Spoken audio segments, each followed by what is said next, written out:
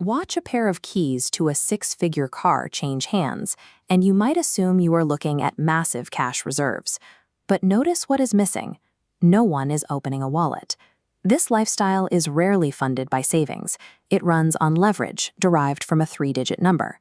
Most people assume a high credit score is a badge of high income. In reality, your score is entirely separate from your salary. It is a mathematical measure of how likely you are to repay what you borrow. To test the absolute limits of that trust, I set up a 30-day experiment.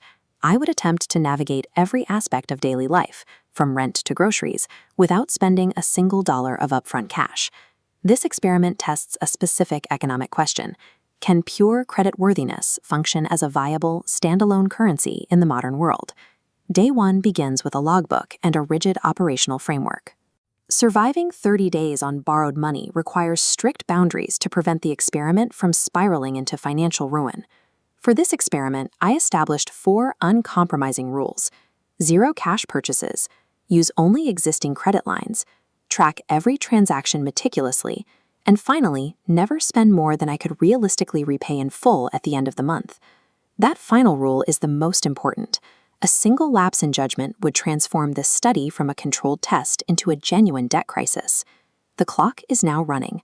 For the next 30 days, the margin for error is 0. By day 5, the system felt effortless. My credit score secured rental approvals, travel bookings, and premium borrowing rates within seconds.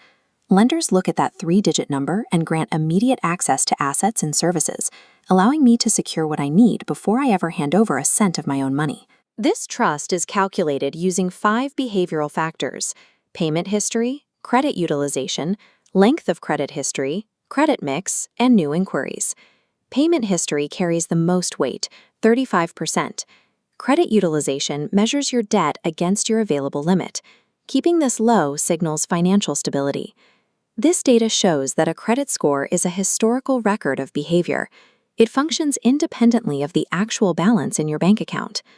By day 10, the convenience of the experiment began to create a dangerous shift in my perspective. Economists call this frictionless spending. Swiping a card or tapping a phone lacks the psychological sting associated with handing over physical bills. When transactions feel this easy, the brain can stop registering borrowed money as a real impending obligation. This disconnect is a primary gateway into a debt spiral. When you begin treating a credit limit like a checking account balance, you lose sight of the true cost of your purchases. The most significant danger in the credit system is the way human psychology reacts to the illusion of infinite resources. On day 30, the illusion ended. The total cost of a month's worth of frictionless spending appeared on a single statement, and the bills were due in full. The experiment proved that you can live entirely on a credit score for 30 days. However, the catch is absolute.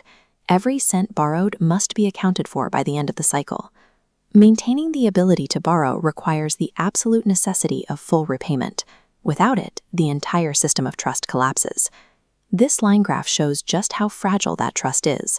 A score that took years of responsible behavior to build can be shattered by a single missed payment. Navigating a credit-driven lifestyle without falling into a debt trap requires an immense level of personal discipline. A credit score is a tool for leverage. When handled with discipline, it simplifies major purchases and reduces long-term borrowing costs. When treated as a replacement for income, it becomes a permanent trap.